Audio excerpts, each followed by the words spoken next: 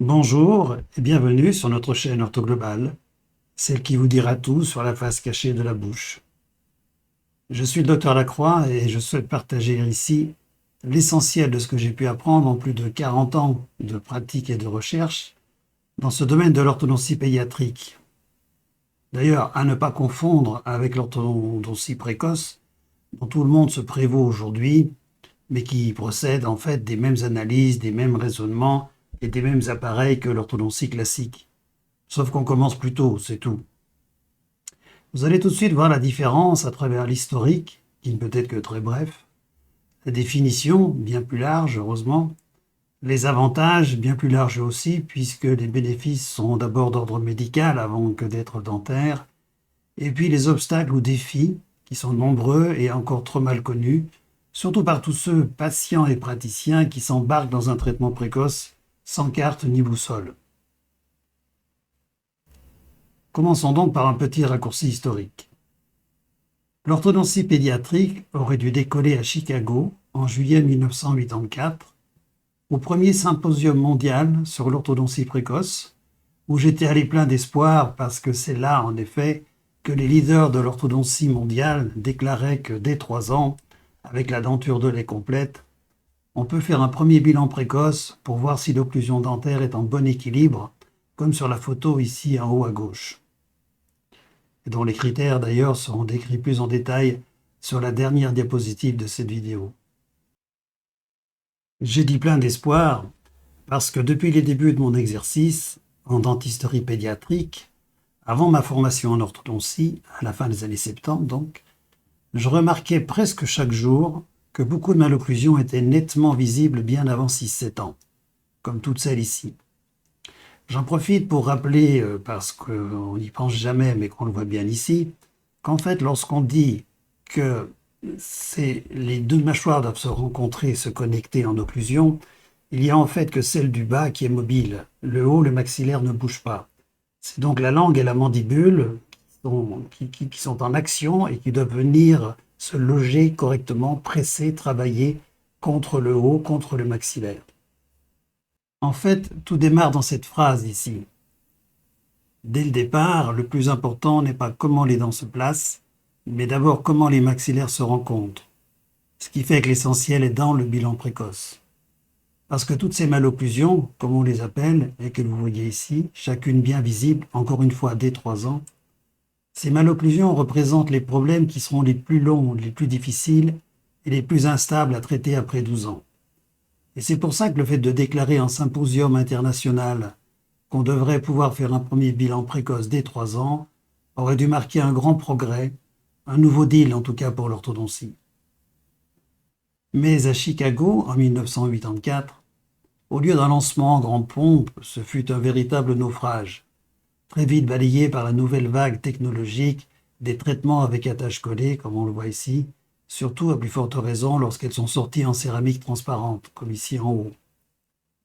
Mais même si j'utilisais tout ça avec bonheur, je voyais bien que nous étions loin de pouvoir traiter avec ces outils les malocclusions les plus sévères, comme ici, autour, à droite, à gauche, ici, bien visibles avant 6 ans.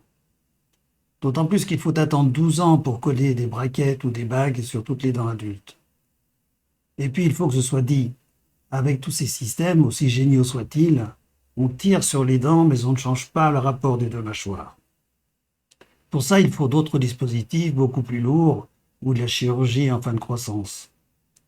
Bref, cette prédominance technologique, mais aussi commerciale peut-être surtout, c'est une des premières raisons pour laquelle, aussi surprenant que cela puisse paraître, en presque 40 ans, il n'y a eu aucune recherche sur ce sujet de l'orthodontie pédiatrique. Nulle part dans le monde. En fait, ça n'intéressait personne, ou ce n'était pas le moment en tout cas. Et pourtant, si on est bien clair, logique et cohérent, quand on dit que dès 3 ans, denture de lait complète, on peut faire un premier bilan précoce, ça confirme bien le fait que j'avais déjà constaté, dès mes premières années d'exercice, à savoir que les causes des malocclusions les plus sévères se trouvent bien avant 3 ans, c'est-à-dire au cours de la période périnatale, avant, pendant ou tout de suite après la naissance. Mais ce domaine des conditions sensorimotrices, de la mise en place de la denture de lait et de son occlusion, au cours de chacune des étapes neurodéveloppementales, ce domaine se trouve juste entre les compétences et les responsabilités des dentistes, qui ne sont pas formés pour ça, puisque la néonatalité, c'est du domaine de l'hôpital et des médecins, et les médecins, eux, ne s'occupent pas vraiment des dents, puisque c'est le domaine des dentistes. Et ceci explique aussi en partie le faux départ du congrès de 1984 et le naufrage avant naissance de l'orthodontie pédiatrique. De mon côté, comme ça n'intéressait personne, ni du côté dentaire ni du côté médical, j'ai poursuivi mes recherches tout seul, dans mon coin, et contre toutes les oppositions, et croyez-moi qu'il y en a eu. Mais il m'aura fallu chercher jusqu'en 2014, où j'ai enfin pu nouer la gerbe, comme on dit, trouver le chaînon manquant. En effet, c'est pendant mes études du bilan sensorimoteur précoce de Bullinger, à l'Université de Lausanne, que j'ai enfin compris comment peuvent se combiner les causes multiples des malocclusions dès la naissance. Donc, ce chaînon manquant de l'orthodontie, ce pont au-dessus du vide ici, que tout le monde devrait connaître aujourd'hui, et qui constitue les fondements scientifiques pour définir l'orthodontie pédiatrique, eh bien, il se trouve ici, dans les conditions périnatales qui vont influencer la prise en contact et la connexion entre les deux mâchoires, entre la langue et la mandibule, encore une fois, partie mobile active en bas, et en haut, le maxillaire immobile. C'est en réalité là, dans l'histoire sensorimotrice et fonctionnelle de chaque bébé, dès la naissance, que les déficits ou perturbations de synchronisation entre les trois premières fonctions urgentes, à savoir respirer, téter et bouger au moindre malaise, c'est là que les premières dysynchronisations vont se cumuler en cercle vicieux et par effet domino, selon le fond génétique déjà modulé pendant la grossesse, ces dysynchronisations vont détourner la croissance du droit chemin pour aller de travers quelque part entre les hypertoniques, ici en haut, qui font tout trop fort et trop vite, et à l'inverse en bas, les hypotoniques, parmi lesquels on trouve la majeure partie des naissances prématurées. Sans oublier au milieu, ici, le cumul de toutes les causes d'asymétrie, et ce sont eux, les asymétriques d'ailleurs, qui donneront les problèmes les plus nombreux et les plus lourds en orthodontie classique, puisque ces asymétries se retrouvent autant dans les deux premiers groupes de problèmes du sens vertical, autant chez les hypertoniques que chez les hypotoniques. Encore une fois, pour être bien clair avec cette définition, l'orthodontie pédiatrique, c'est une toute autre manière de réfléchir et pratiquer l'orthodontie, qui part en sens inverse de l'orthodontie traditionnelle, car elle ne part pas du résultat, du symptôme, comme ici la prognathie sur cette vidéo, où on dit les dents sont comme ça, qu'est-ce qu'il faut faire pour les ramener comme ça, ou à l'inverse, le plus fréquent lorsqu'on a un décalage dans l'autre sens, avec les dents du haut en avant, on dit qu'est-ce qu'il faut faire pour les ramener comme ça. Non, au contraire, l'orthodontie pédiatrique, elle essaye de comprendre et d'agir le plus tôt possible, en tout cas avant 6 ans, sur les causes précoces périnatales qui font que la mandibule ne va pas pouvoir rencontrer correctement le maxillaire. Mais la complexité et la multiplicité des cumuls négatifs possibles au cours de cette période des 3 premières années, des 1000 premiers jours, comme on dit en France, constitue aussi une autre des raisons pour lesquelles, en 40 ans, l'orthodontie pédiatrique n'a pas encore pu s'imposer. Et c'est toute la raison d'être de cette chaîne de vouloir aider à clarifier tout ça un peu plus. Pour illustrer tout ceci, tout en introduisant les avantages et les défis de l'orthodontie pédiatrique et des traitements ultra précoces, puisque avant 6 ans, regardons plus en détail le lien entre respiration et occlusion dentaire, qui est difficile à comprendre parce qu'il concerne justement les deux domaines, médecine et dentaire. En orthodontie, on le sait bien, la première condition, mais ce n'est pas la seule, la première condition pour que la rencontre entre les deux mâchoires soit bien équilibrée, c'est que ce maxillaire, immobile en haut, fasse une croissance correcte dans les 3 dimensions. La première condition pour la croissance correcte du maxillaire, c'est d'une bonne respiration par le nez, surtout la nuit. C'est pourquoi de plus en plus de monde s'agite depuis longtemps autour de cette question, qui est là aussi beaucoup plus vaste, et qui est le premier et meilleur exemple du fossé entre médecine et dentaire, comme il est dit ici, avec Bridging the Gap Between Dentistry and Medicine. un congrès qui s'était tenu à Memphis en 2015.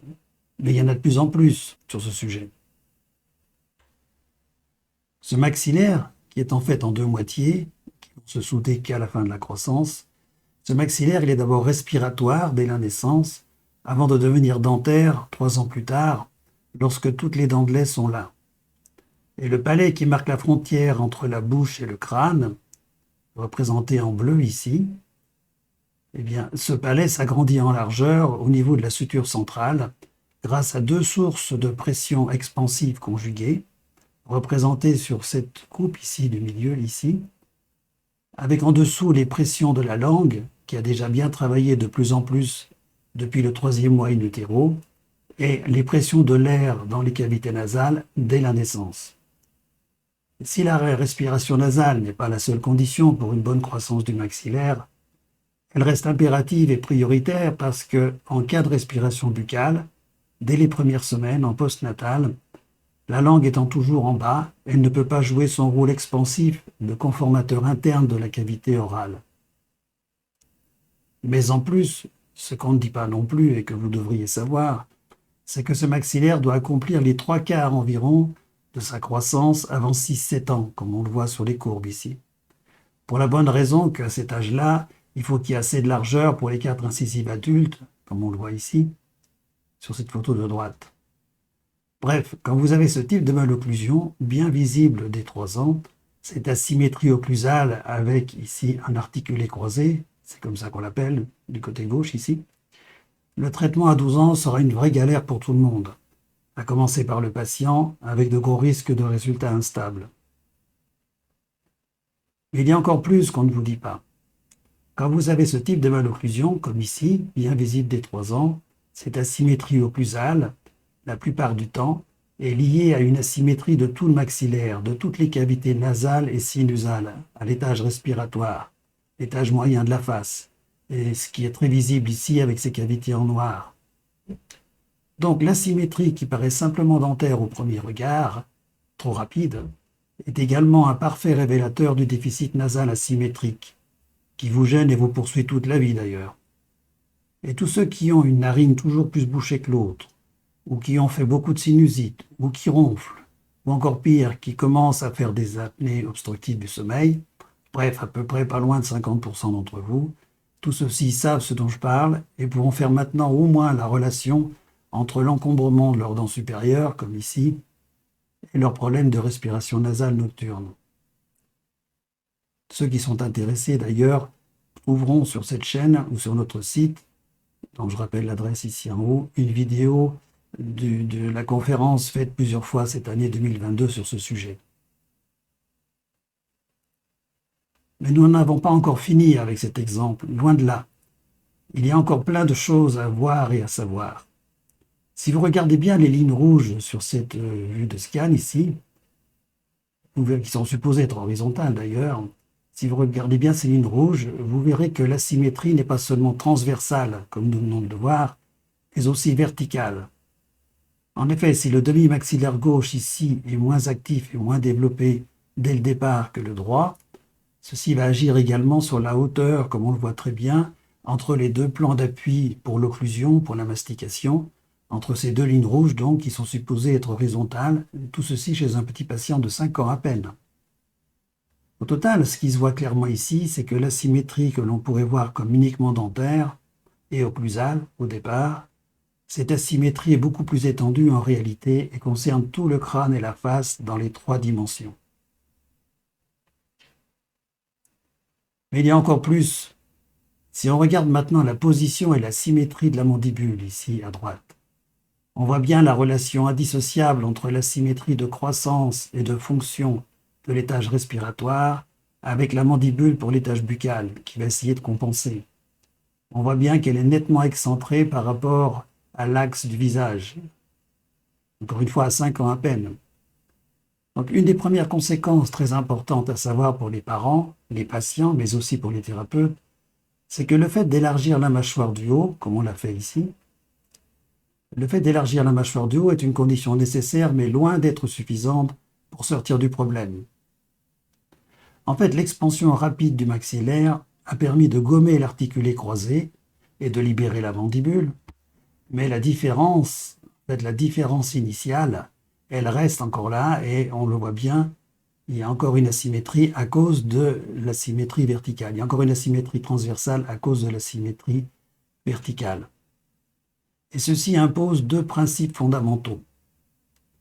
Le premier principe, c'est que la symétrie tridimensionnelle de formation, de fonction et de croissance, qu'elle soit uniquement limitée à l'étage nasal ou plus large encore, en cumul à tous les étages ici, comme on le verra plus loin, eh bien cette asymétrie est chronique et ne cherche qu'à continuer à se développer au cours de la croissance. Donc même si c'est nécessaire d'élargir, ne serait-ce que pour mieux respirer par le nez, tout en libérant la mandibule du blocage en articulé croisé, ça ne suffit pas. Il faut élaborer des stratégies pour stopper l'évolution de la croissance asymétrique et limiter la portée de la seconde phase de traitement qui sera nécessaire généralement après 12-13 ans pour finaliser l'alignement des dents. Il faut donc savoir gérer la suite de la croissance. Ça, c'est le premier principe. Le deuxième principe, c'est qu'un déficit asymétrique précoce de croissance osseuse ne se rattrape pas. On va essayer de le compenser pendant la suite de la croissance, mais il est toujours là, d'où la nécessité de ne pas attendre pour ne pas laisser s'aggraver l'asymétrie originelle.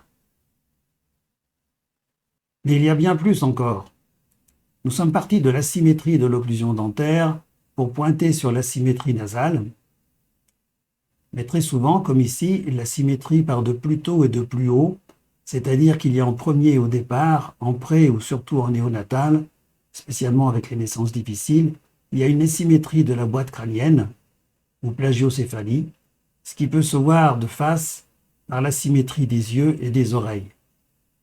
C'est ce que nous a appris le docteur Marie-Joseph Dehaye, à qui qu'il faudrait remercier et rendre hommage ici, pour nous avoir donné son enseignement pendant des décennies et qui nous a appris à regarder et comprendre la biodynamique des pièces osseuses qui constituent le crâne et la face.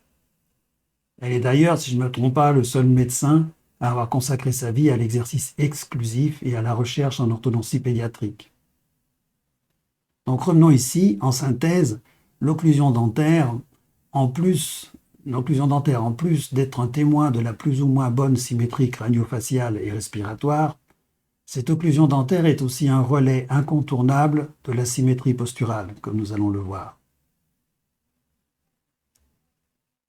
Cette asymétrie posturale, elle commence elle aussi en pré ou en néonatal, soumise aux conditions de la naissance, mais aussi de la coordination entre respiration, posture et fermeture buccale, avant même la denture de lait complète, et selon les données génétiques de départ, évidemment.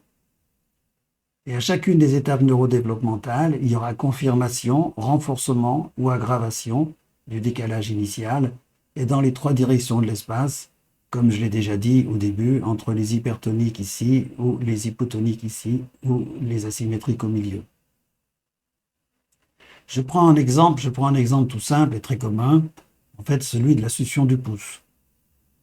Il y aura une vidéo sur cette éternelle question entre pouce et sucette, mais en cas d'appui sur son pouce pendant les 2, 3 ou 4 premières années de sa croissance, comment voulez-vous qu'un enfant ait la tête et les deux épaules bien droites, bien symétriques, lorsque cette croissance est figée d'un côté, par le bras, la main, bloquée, tendue, scotchée contre sa bouche la plupart du temps?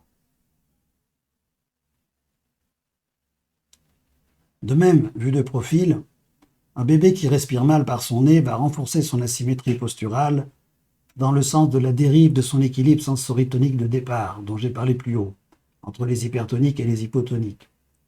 Et ce bébé aura une posture plus ou moins voûtée pendant toute sa croissance, avec ensuite toute sa vie les problèmes de dos bien connus, mais mal interceptés, comme les malocclusions dentaires, parce qu'ils ne sont pas reliés aussi loin en périnatal à tout l'équilibrage précoce sensorimoteur du système crânio-orofacial. La plupart des professionnels de la petite enfance le perçoivent bien, mais aucun n'a les moyens de faire un bilan synthétique et systémique, puis d'agir globalement sur toutes les composantes précoces du problème. Les parents, eux, ne peuvent faire qu'une seule chose, c'est répéter à longueur de journée « tiens-toi droit » à leur enfant.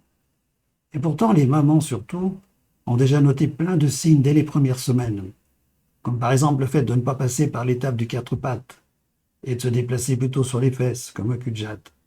Eh bien ça, c'est la plupart du temps chez les enfants qui étaient déjà en position siège ou qui sont nés par le siège et qui ont déjà une prédominance de la musculature des chaînes neuromusculaires dorsales en face des chaînes ventrales. Mais il y a un autre signe très très fréquent qui mérite encore plus d'être expliqué parce qu'il est directement lié à la qualité de la respiration nasale nocturne et qu'il est très important pour la suite de la croissance de l'enfant. Ce signe, c'est la transpiration de la tête et du cou, avec les cheveux mouillés la nuit. Dans notre questionnaire sur la respiration pour l'anamnèse, il y a un nombre impressionnant de mamans qui ont vu et même signalé ce phénomène à leur médecin ou pédiatre sans avoir obtenu de réponse scientifique satisfaisante. Et pourtant, cela fait plus d'une vingtaine d'années que parallèlement aux États-Unis et en Europe, en particulier ici en Suisse, à la suite de travaux de recherche sur les équipes sportives de haut niveau, on a démontré le rôle de rafraîchissement ou thermorégulation de tout le réseau de sang veineux bordant les cavités nasales, ici dans ce quadrilatère en A, figuré ici. Et ce sang veineux va ensuite contribuer à stabiliser la température des lobes frontaux, ici, puisqu'il va passer à travers la barrière osseuse entre les fosses nasales, ici en dessous, les voies nasales, et la boîte crânienne. Il va passer par des petites perforations que l'on appelle la lame criblée du toit de l'ethmoïde, ici, en vert.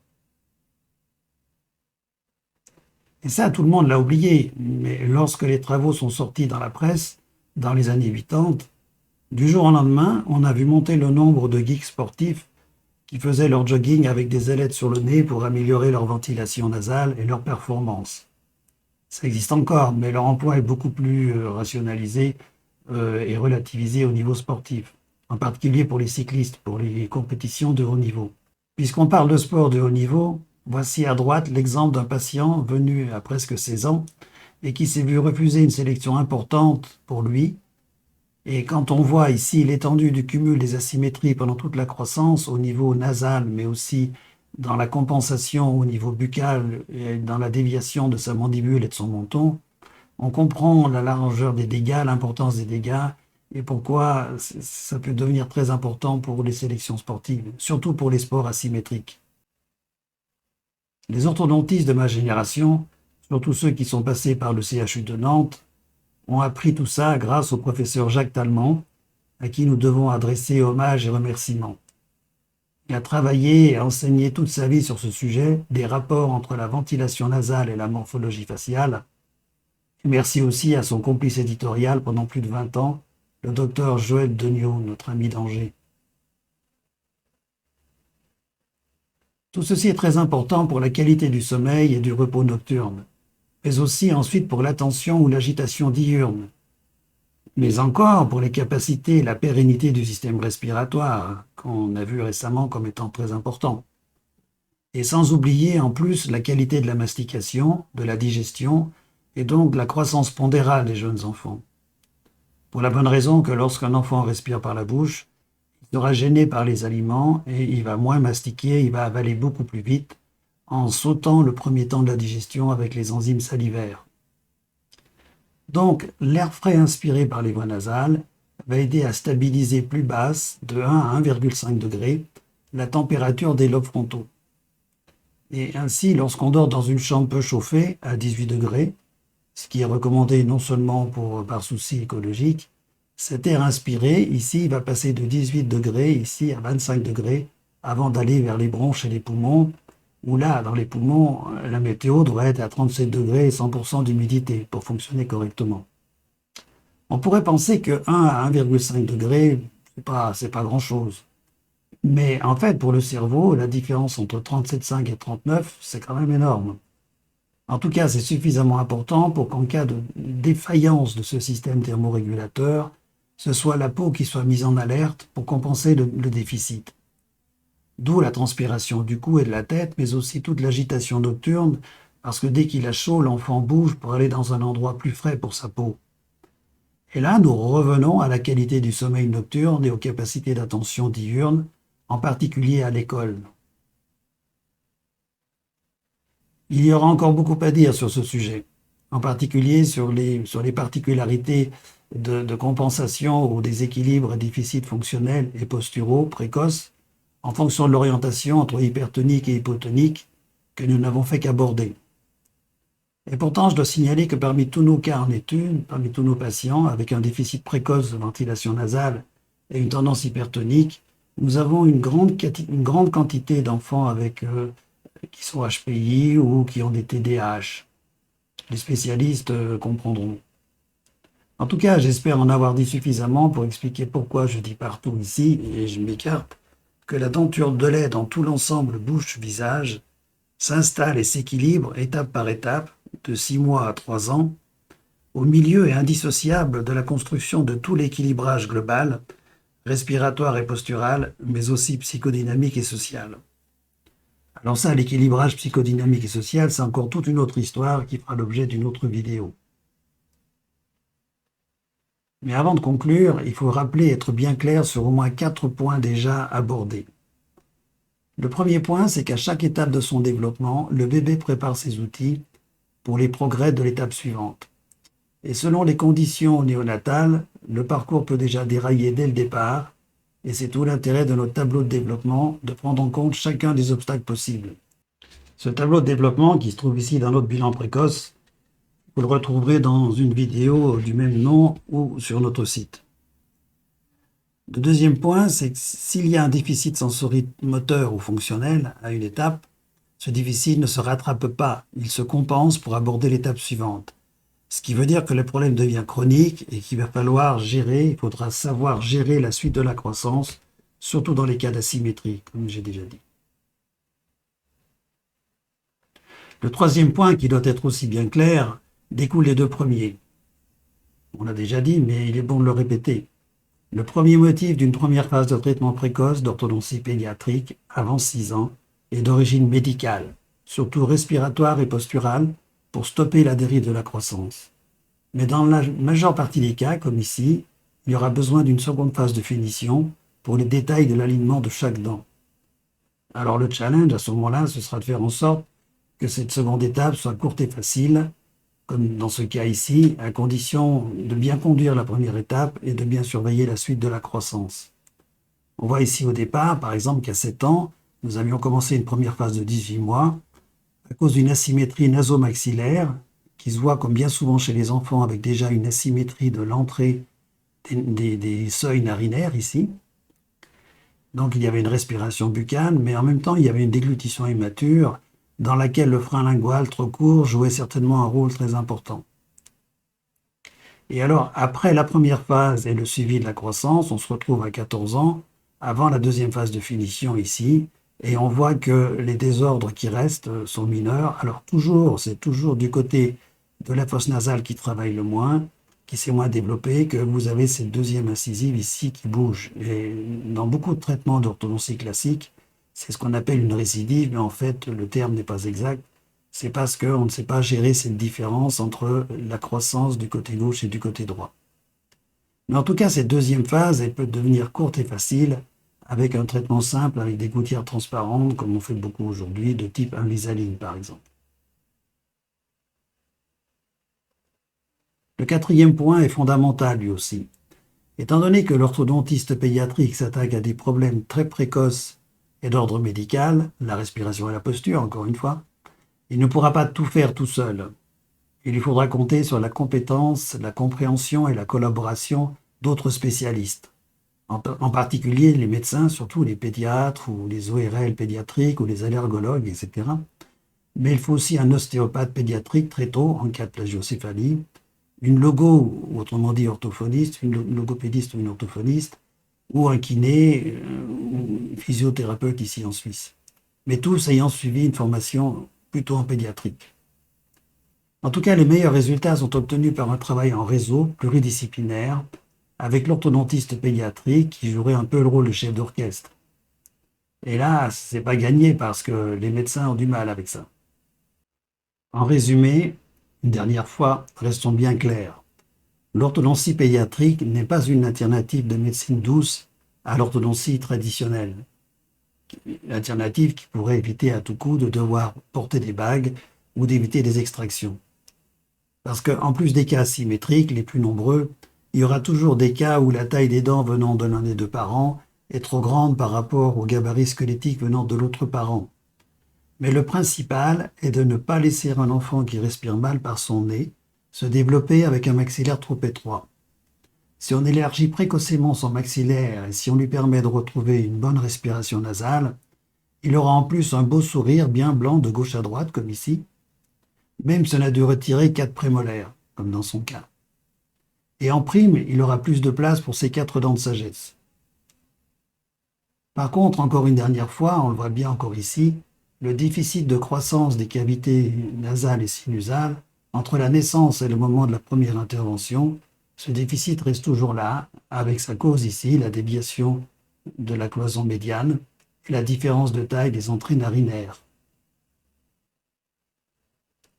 Pour conclure, notre concept orthoglobal est un complément novateur pour toute l'orthodontie, parce qu'il permet en amont de mieux connaître et d'évaluer dès 3 ans les causes dites multifactorielles des malocclusions, grâce à notre bilan précoce, encore une fois ici.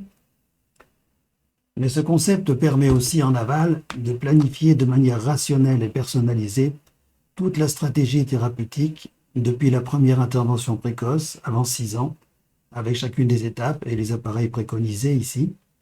Tout ceci jusqu'à la phase de finition si nécessaire, courte et facile vers 13-14 ans.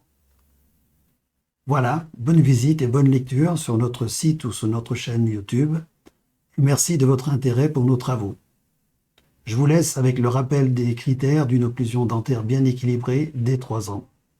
Et je vous dis à bientôt, j'espère.